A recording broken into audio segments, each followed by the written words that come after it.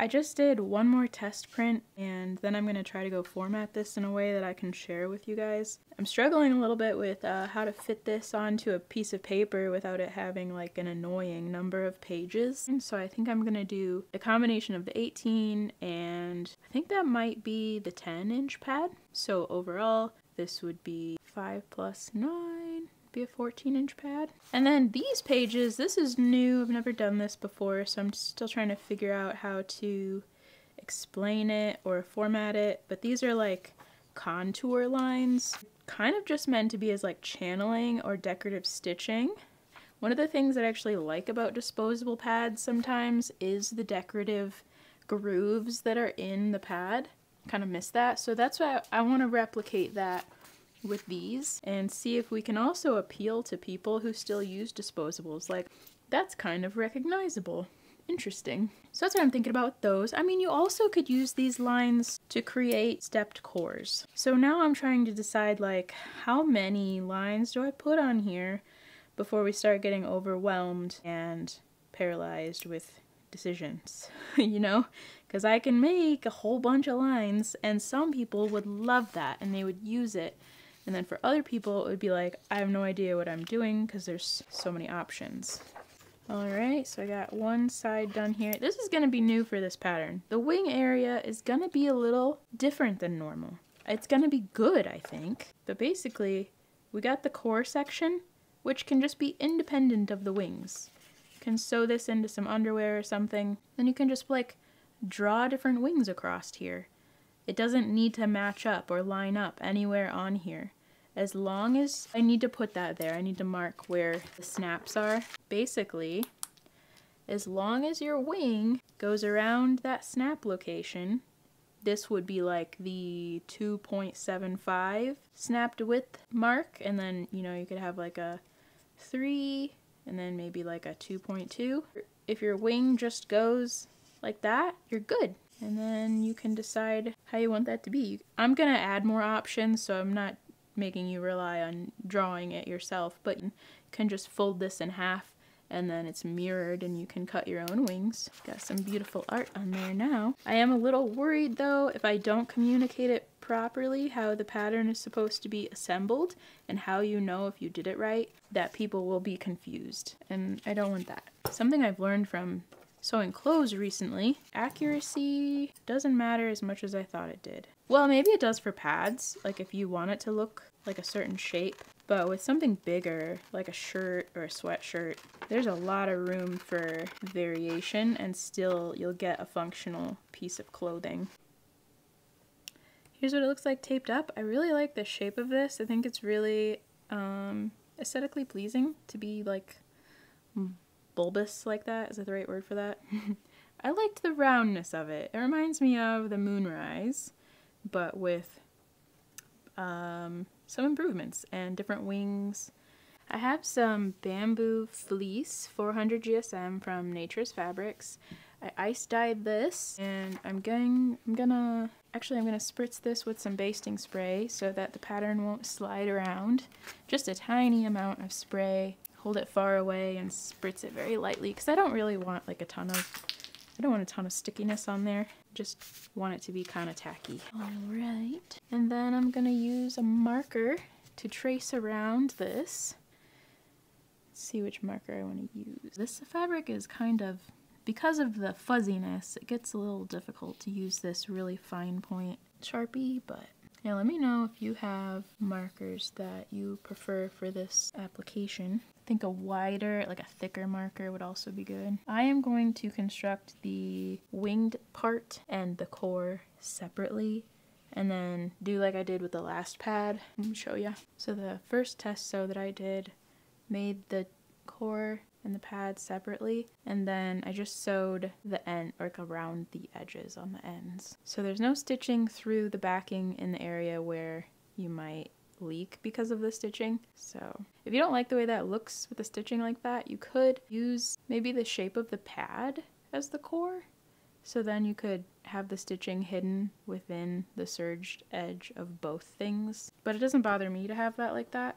And somebody else mentioned they had an idea for like adding an insert in there, which could be interesting. Let's see, I don't think I got it all. I'm sorry I like disappeared on this pattern. I was a little frustrated with it, and just recently it was like I just need to press through because I know I will enjoy having it done once I sort out the kinks. And now I have gotten to the point where I'm enjoying it because I like this shape. There's another version that's like wider, right? And I think it will be functional with a slight increase in coverage right there, but I don't like the way that it looks, like the shape of it. I don't know. So that's like the next decision to make, and then how to format such a large shape. So these little scraps might be good for adding in some decorative shapes.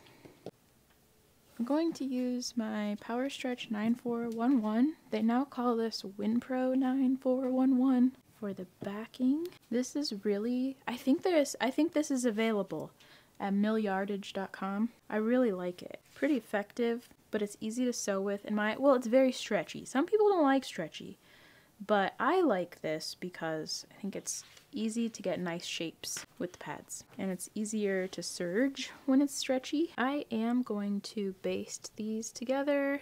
Maybe I'll just go spritz that with basting spray before I cut it out. Makes it much easier. I just try to do it pretty lightly.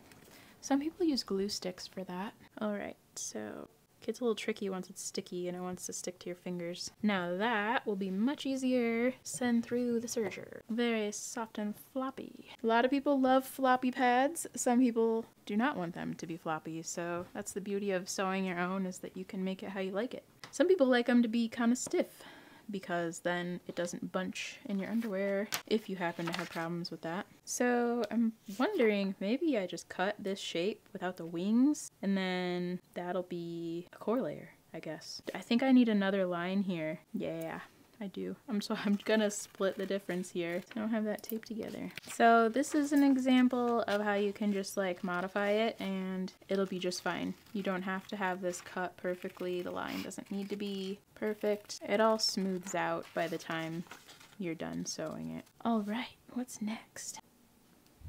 Figure out what colors look good together here. So this will have 2 layers of bamboo fleece 400 GSM, so this would be a heavy pad. I think I'm gonna put the cotton velour on the top. Does that clash? I don't know. And because of that, I'm gonna sew or cut this like second layer here to go on the back of the core. Let me go spray this with some basting spray. Okay, I'm just gonna plop this down here onto the bamboo fleece. This orangey red is cotton velour from Nature's Fabrics that I got a long time ago for diaper making.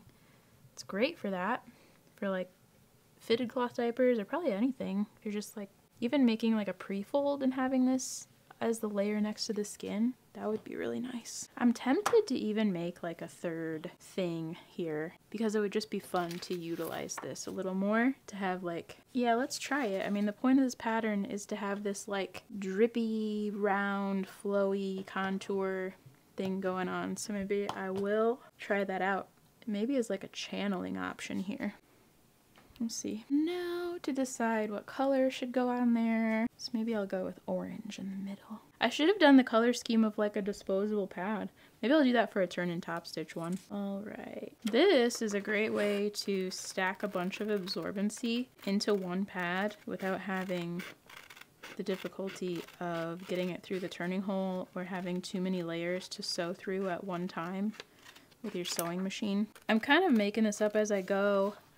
Maybe I should have done stuck in there, like a bigger one down there. I think these need to have some lines in between the lines, but I don't know how to communicate on the pattern in a way that will help it not be overwhelming. Because what I've noticed through all the years of watching people make pads, everybody's process is a little different depending on their how they like to sew and what equipment they have. Some people's sewing machines will get fussy for certain reasons, so then you'd want to sew the pad a little differently.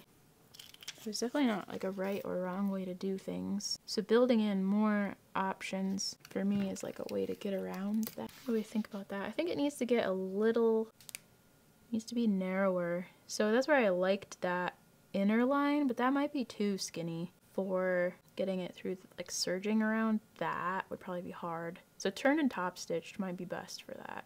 Maybe I just need to do this. No, I need to stop because I'm gonna delay myself finishing this even further. Don't do it.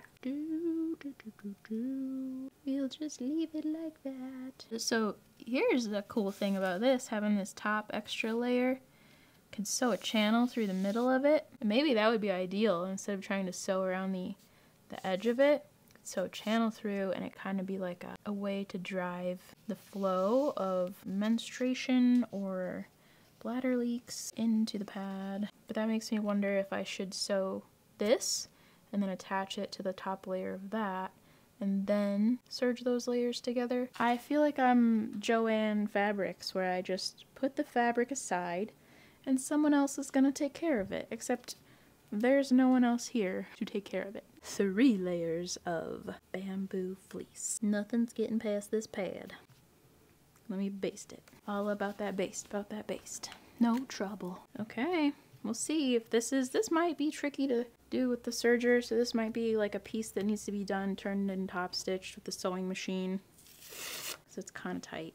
We just trim it down so we can get a sense of what we're doing here. All right, we got a core for the core. All these layers to serge now. I made it to the serger. I have the entry-level brother. If you've been on the fence about whether it's worth it to just get that, or if you need to get something more expensive, I'm sure I would love something more professional, expensive, but I'm not gonna try it because right now I'm happy with what I have. So I don't want, like, this is perfect. It does what I needed to do. There's no reason to give myself sewing machine serger envy. I'm gonna set those aside, and in order to make this shape easier to serge, I'm gonna come in here, snip into this inner corner. That is what makes it possible to create a straight line. You line up that straight line and deliver it to the knife.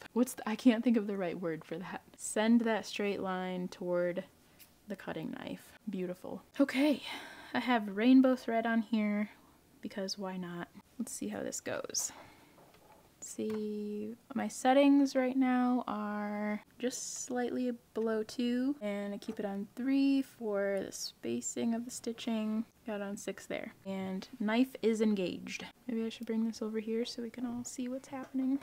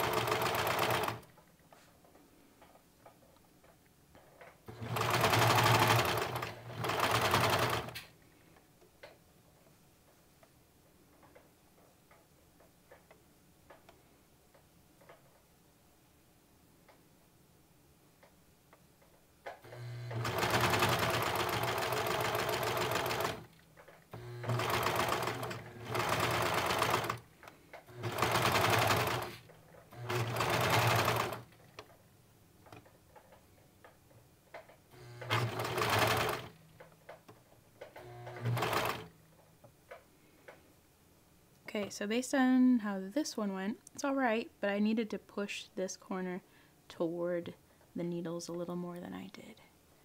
It got away a little bit.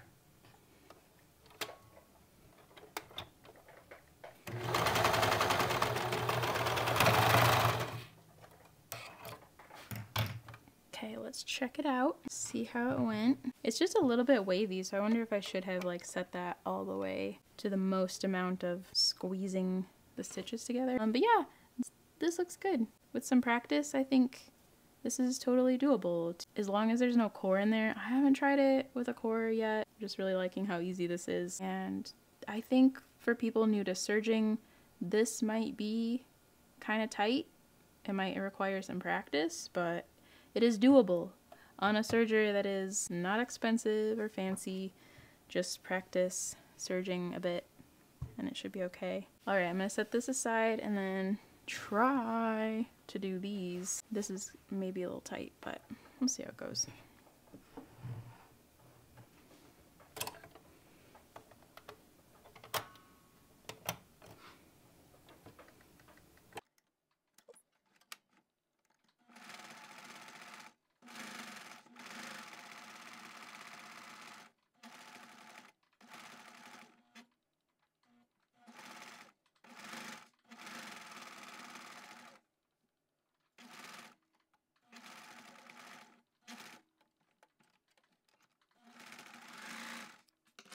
Okay, it was a little sketchy, but we made it.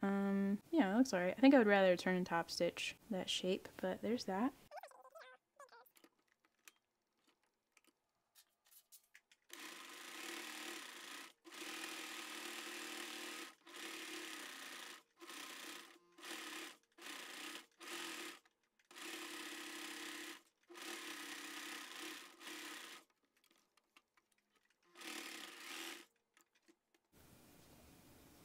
Alright, all the parts are overlocked, so now is where I will like lay them out. So I guess you could go either direction, but I'm gonna go like, this is very soft, this is lovely. And then you can have the little extra soaker right there. So cute! Maybe it would look better like that. Little soaker. I'm gonna go take this to the sewing machine and sew this down the middle. I think, or should I sew a curve? I don't know. Okay, I'm gonna bring all my parts over here. Did put a little bit of basting spray on here. You could use the glue stick if you want to.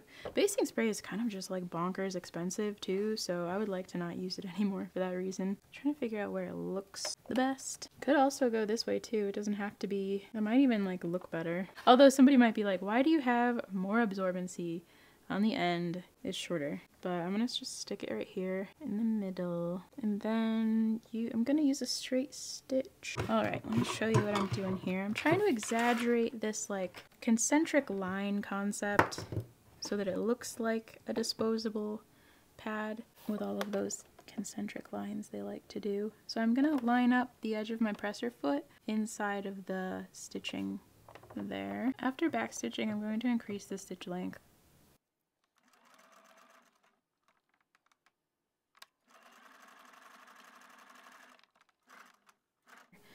Finished all the layers here. I got the core with the core on top of the core. I can't figure out where this looks best here. Okay, so this orange piece got a little wonky right there, but I think the concept is good. Also, I think overall the pad probably looks better with some tame thread, like on the back here. This looks a lot cleaner. And I do like the core stitching in there, but this is nice. This pad feels nice and thin on the edges, and it has bamboo fleece 400 GSM there, and on the back of this cotton velour little mini section. I'm gonna stitch the ends here and then put snaps on, and this pad will be good to go. It feels very soft and flexible because there's no turned and top stitched seams. They are very gentle. Alright, here it is with the bottom section sewn. And then the middle section is not, because I didn't want to stitch through the moisture barrier. And yeah, so somebody had the idea they wanted to possibly stick an insert in there. Maybe, I think you could make that work if you stitched it strategically. And then maybe some people like the idea of putting like a cold pack in here for postpartum use. So next I would fold these over and figure out where I want them to be, and then poke and attach snaps. See if I can find, that's not a normal ruler. So this would be 2.5 or 2.75 as it is. So yeah, I'm happy with how this looks. And now it's just time for me to go finish up the pattern. here's the other pad. That's the 10-inch with no extra. I did some extra stitching, but the wings were a little wider on this one. The shorter wings that weren't as pointy were a little easier to serge. I'm making progress on the layout. Here's what I have so far for like the outer line of the pattern. So if you need up to 26 inches, then you print 2 pages up there. And then the middle page is for the wing middle section. And then down here, if you only need up to 22 inches, then you can print this page instead, which is just 1 instead of 2. So you could print 2 of these and have this up there. And I don't know if this star alignment thing is necessary, but it was helpful for me. So that's what I have so far. And now I'm gonna go work on it some more. So when you see this video, if you see it like right away within the first 24 to 48 hours of it being posted, the pattern probably isn't going to be ready because I still need to upload it for some testing. But if you're seeing this like a week or 2 later or more, you should see a little icon on the screen where the pattern is tagged directly so you can go find it. Also exciting news, I think I have projector files figured out. So this pattern will include a projector file, and I'll be working on SVG cut files, but I'm not sure. I'm gonna need more feedback from people about how those can be helpful, especially with such a large pattern. I don't know cut files are helpful above like 12 inches, but let me know if you are interested in cut files. Like somebody was getting acrylic templates made for, like, you could go rent the use of a Glowforge at their library. So that was really cool. So I guess that's a reason why SVG files would be necessary. But yeah, let me know if you have any feedback on this. I'm very excited about the shape of it because I think it's really pretty and I love all the curves. So I'm excited to sew some more versions of it to really play into that.